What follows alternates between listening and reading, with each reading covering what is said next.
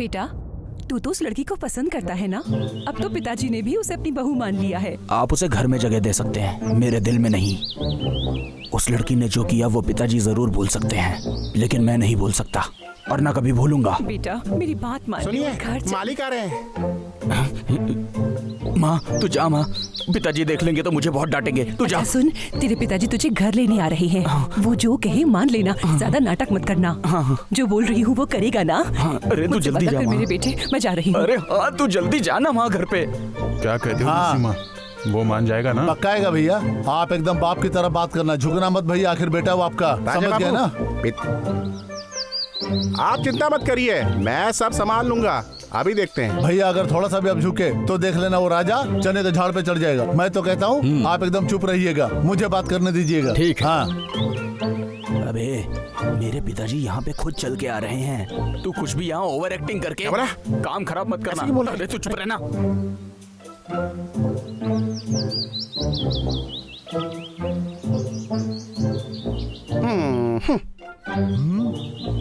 तेरी इतनी हिम्मत, सब लोग मेरे सामने सर झुकाते हैं, पूरे गांव में दहशत है मेरी। और राजा तू मेरी बात नहीं मानेगा, मुझे देख करके मुंह घुमा रहा है बहरे।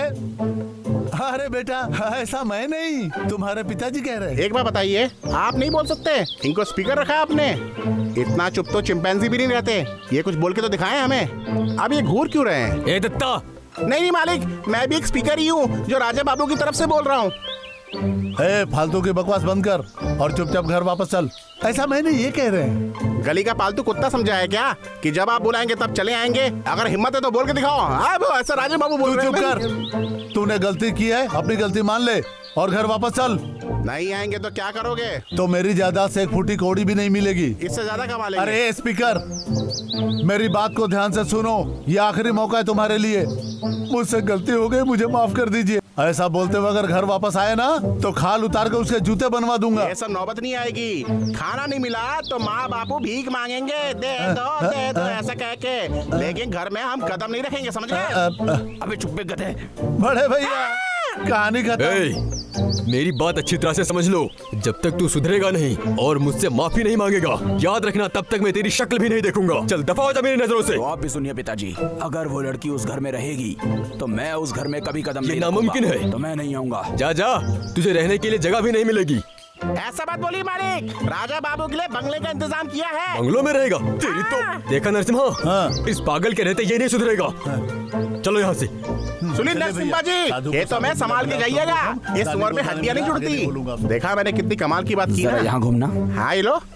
मुंह पर क्यों मारा? मेरे पिताजी मुझे कब घर बुलाएंगे, मैं अपने घर जाके कब खाना खाऊंगा, यही सोच रहा था, लेकिन तूने सब खराब कर दिया। क्या? पहले तो बेशरम थे, लेकिन अब ज्यादा बेशरम हो गए हो। पहले कह रहे थे उस लड़की की शक्ल नहीं देखनी, उसे घर नहीं जाऊंगा, उसकी तरफ देखूंगा भी नहीं। लेकिन आप कह रहे हो कि मैं जाऊंगा, उसकी शक्ल देखूंगा। अब वो मेरे अबे सब चुप हो कुछ जा। है। अबे मेरी भी इज्जत है। अबे तूने कहा था ना कि एक आदमी है जिसके पास बड़ा सा बंगला है, वो कहाँ है भाई? ये राज की बात है। ठीक है चल। चलो तो बताऊं। ठीक है चल।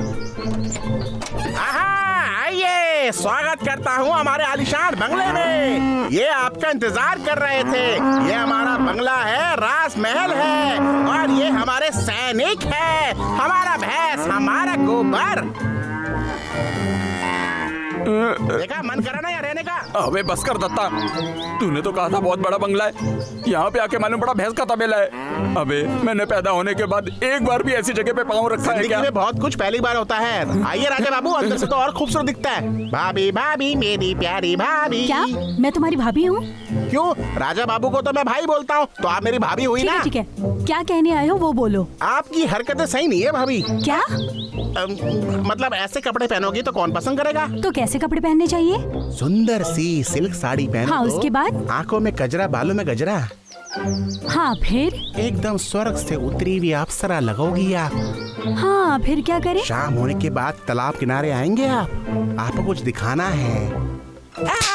अरे मुझे क्यों मारा मेम साहब? लाइन मारता मुझ पे, मैं तेरे लिए आऊं? नहीं नहीं नहीं नहीं, अरे मैं अपनी बात नहीं कर रहा था, मैं तो मालिक की बात कर रहा था। बाकी आपकी मर्जी। दादा? दादा नहीं, दत्ता हूँ मैं, ऐसा मत बोलो। दत्ता, मैं थोड़ी देर में आती हूँ, जाकर राजा से कह दो। हाँ हाँ हाँ, सिल्क की साड़ी और गजरा फूल लगाओ तो मटक मटक के जाना। ऐसे ऐसे ऐसे ऐसे तैसे मटक के चलू चलू मैं फिर क्या रे, उसको क्या आइडिया दे रहा था? ये बात तो आप अपने मुंह से ही पूछ सकती थी ना, मारने की क्या जरूरत थी? ठीक है, उसने क्या पूछा और तू उसे क्या आइडिया दे रहा था? आप अपने राजा को मुट्ठी में कैसे रखेंगी, ये राय मुझसे मांगी थी ना आपने। ऐसा कहा? तो राय मैंने दे दिया, बाय। बार बार क्यों मारते थे, मजा आता है? क्यों नहीं मारू? उसे आइडिया दे, मुझे कौन देगा? वो बड़ा ये, आप बड़ी है, राजा से पूछिए। मारूंगी तुझे। बस करिए, आप मार मार के मुझे ऊपर पहुंचा देगी। मैं आपको नया आइडिया देता हूँ ना। अच्छा, सच है क्या? एक बात सुनिए मिन साहब, आप 10 किलो का गजरा लगाती हैं, ऐसी लंबी साड़ी पहनती है, ऐसे चलेंगी तो कौन पसंद करेगा? सिल्क की साड़ी पहनिए, पायल छम छम छम, ऐसे चलेंगी तो लोग पसंद करेंगे। मेरी बात मानिए, तो आप घुटनों तक साड़ी पहनिए तो राजा पसंद करेंगे आपको, और फिर राजा बाबू आपके पास शिव की तरह तांडव करते हुए आएंगे। अभी भी आप समझ गई है, मैं कुछ और बताऊं आपको? जल्दी जाइए, ऐसा मौका कहाँ मिलेगा? सुनो दादा। मुझे दादा मत बोलो, मुझे गुस्सा आता है। दत्ता भैया, राजा को कह दो कि मैं थोड़ी देर में आ रही हूँ। राजा बाबू, इधर से मिसाइल, उधर से कटारी, अब आप तो गए। साला मैं तो नौकर बनने गया, टमाटर ओबी काके मैं तो मजदूर बनने गया। असली मर्द वो है जो औरत से नहीं खुद बना के खाना खाए, समझ गए? होटल में शादी में खाना आदमी ही बनाते हैं। पांडव वनवास फिल्म में जो खाना बनाता है ना, वो अपना दोस्त है। ये तो कुछ भी नहीं है, मेरे खानदान में सब चाइनीज ठेला लगाते हैं, और वो भी बहुत है ना? बड़े। वो आदमी लोगों की भलाई करता है। भला बहू, ये दोनों मिलकर वहाँ क्या कर रहे हैं? ऐसा क्या? माँ जी, आदमियों को बहुत कुछ आता है ना, लेकिन एक विद्या उन्होंने नहीं सीखी। क्या करेगी? बच्चा बनाना और खाना बनाना। अरे तू भी। हाँ माँ जी, अब आप ही देखिए ना, पत्नी खाना बनाती है और पति को खिलाती भी है।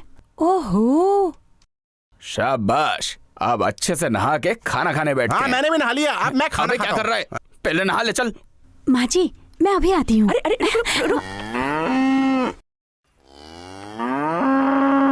अभी बताती हूँ। प्यार से खाना बनाया ना, खिलाती हूँ मैं इनको।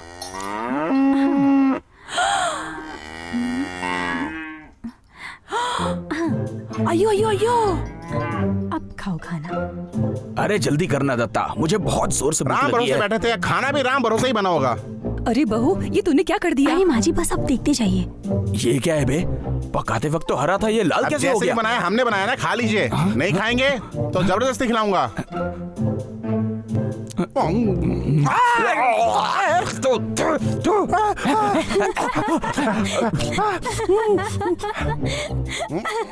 ए दत्ता, ये सब इस लड़की की चाल लगती है मुझे।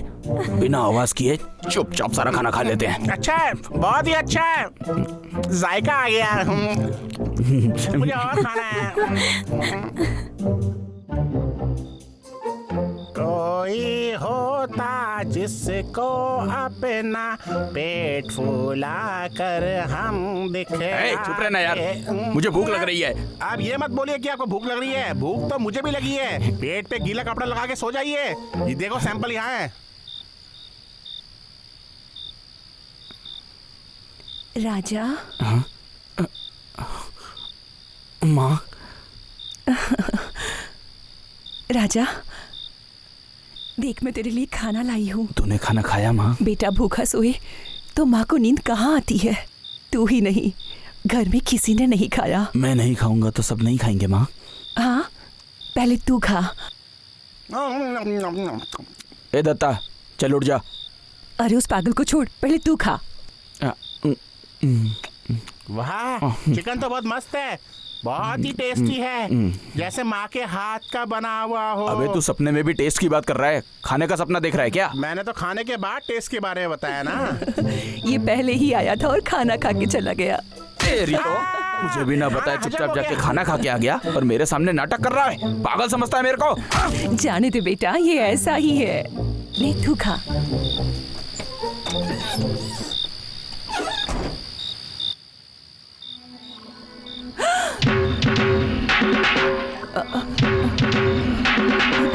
खाना खिला दिया? वहाँ कोई भूखा था, आवाज आ रही थी। अम्मा, भूख लगी तुम्हारी है। फितरत में अच्छी तरह से जानता हूँ। तुम प्लान बनाकर उसको इस घर में वापस लाना चाहती हो ना? सही कहा ना? तो उससे कहो जो मैंने कहा है पहले वो करे। उसके बाद मैं उसे यहाँ आने दूंगा। मुझे अच्छी तरह से पता है मेरी भूख की तुम्हें चिंता नहीं है। अब दया है तो खाना खिला दो। अच्छा चलिए। मैंने तो सोचा था वो गांव छोड़ के चला जाएगा, लेकिन वो गया नहीं। अरे इतने बड़े घर में पलने के बाद भी वो एक तबेले में कैसे डेरा डाल सकता है? अभी बाप बेटे में इतना बड़ा मनमुटाव है, हमारा काम है उसे और बड़ा कर देना। बाप बेटे के रिश्ते को हमें हवन करना है। इस नफरत की आग में हम दोनों को मिलके घासले डालना है। बाप आग है तो बेटा घास है, समझा? हमें बस इस घास को सुखाना और उस घास में बाप के गुस्से की चिंगारी लगानी है। बस उस घर में आग लग जाएगी। ये लोग अब किस घर में थाली लेके जा रहे हैं? अरे और कहाँ जाएंगे, हमारे घर ही आ रहे हैं लगता है। हाँ बहना, आओ आओ आओ आओ आओ। अरे बहना, मुझे पता था ये सारा तामझाम लेके तुम हमारे घर ही आओगी। अरे बहना, अपने तो अपने ही होते हैं ना।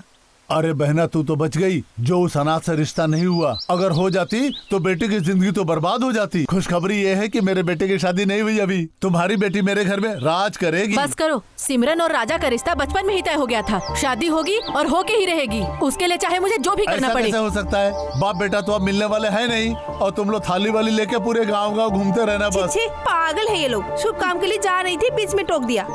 अरे आधा पागल है ये तो। यहाँ हम रहेंगे तो हमें भी पागल कर देगा ये। चलो चलो। पेट भर गया, ज्यादा अभी भूख नहीं। लगेगी तो घर आ जाना। कितनी बार कहा था, छोटे बच्चे की तरह समझाया था आपको। सुनो मेरी बात, एक बात ध्यान से समझ लो। ये थाली का चक्कर छोड़ दो। उनको थाली के लिए मत टोका करो। बेइज्जती हो गई ना। वाह बेटा, अकलमंद हो गया तू। तुम्हारी मर्जी। तेरी तो उठे सब के कदम, बोले तारारारारम, बोले ऐसे गीत गाया करो, कभी खुश कभी गम, ताराराम पम पम, हंसो और है। अरे बाप रे, वहाँ देखिए, ये वारा लक्ष्मी आंटी तो फल फूल लेकर राजा, राजा, राजा। ये सब क्या है दामाद जी, अगर तुम्हारे पिताजी ने तुम्हें घर से निकाला है, फिर भी तुम ही हमारे दामाद बनोगे। तुम चाहे तो भले उनको पिता मत कहना। तुम मुझे पिता कह सकते हो बेटा, मैं पैर पकड़ता हूँ तुम्हारे। अब ऐसे हाथ पैर धोने का क्या तुम चुप फायदा? रहो जी। राजा बेटा, तू मान जाना। क्या तू मेरी इतनी सी बात नहीं मानेगा? उस शहर वाली लड़की से तू शादी मत कर। हम तो रिश्तेदार है ना। राजा, ए राजा, इस रिश्ते के लिए हाँ कर दे ना क्यों बेटा। बुला रही हो आंटी? आप कौन सी चाल चलोगी? अरे तू अपना मुंह बंद करेगा? राजा बाबू, पहले ये तो बता दो, अपनी शादी के दिन हमारे लिए इमली लाओगे कि नहीं? अरे तुझे इमली की पड़ी है। मैं ये बोझा उठाने से पहले बहुत हट्टी कट्टी थी, लेकिन अब देख लो, ये थाली उठा उठा के कैसी हो गई हूँ मैं। हाँ राजा बाबू, पता नहीं किस मुहूर्त में हमने ये थाली उठाई थी। कुत्तों से भी बदतर हालत हो गई है हमारी। अब हम ये थाली नहीं उठा सकते। ये शादी क्यों नहीं करते हो? बस करो, जब देखो बकबक करने लगती हो, बिल्कुल इनकी तरह। अब देर नहीं करना है। ए, थाली राजा को दो। ऐसा है क्या? लाओ दामाद जी। मुझे ये रिश्ता पसंद है या नहीं, ये जाने बिना आप लोग ये सब कर रहे हैं। मुझे अभी शादी नहीं करनी है। चले जाइए यहाँ से, जाइए। अरे मैया, हाँ क्या हुआ रे? अरे बोल तो, क्या हुआ? क्या रे, तू पागल हो गई है क्या? आखिर कब तक ऐसे ही थाली लेके घुमाती रहेगी इन सबको?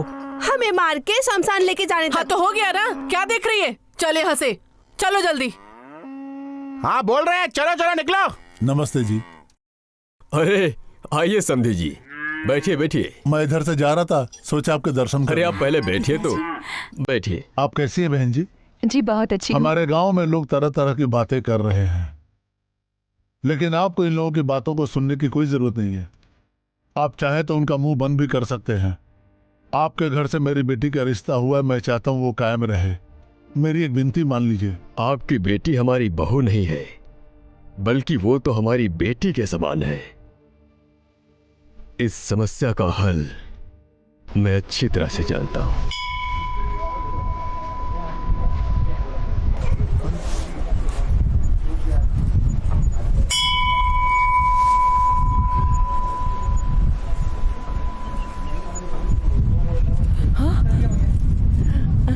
सुनिए जी। ए, वहां पीछे मुंह क्यों छिपा रहे हो तुम? खड़े खड़े यहां आओ।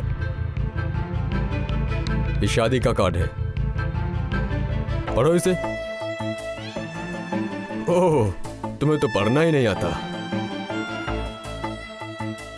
नरेंद्र जी की पुत्री सिमरन की शादी आने वाले महीने के शुक्रवार को और धुमरी गांव के प्रधान के बेटे से धूमधाम से शादी की जाएगी। आप सभी से निवेदन है कि शादी में जरूर पधारें। और दूसरी शादी है चिरंजीवी राजा और विजयपुर के मुखिया के श्री देवेंद्र नाथ के प्राण प्रिय पुत्री के साथ में परिणय सूत्र में बंधने वाले हैं। आप सभी आशीर्वाद दें।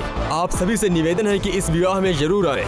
इस भव्य मुहूर्त में भव्य शादी के उपलक्ष्य में आप सभी अपने भाई बंधुओं और पूरे परिवार के साथ में पधारें और अपने कर कमलों से दूल्हा दुल्हन को आशीर्वाद दें। प्रार्थी गांव के मुखिया चंद्रशेखर प्रसाद और उनकी पत्नी राजेश्वरी देवी।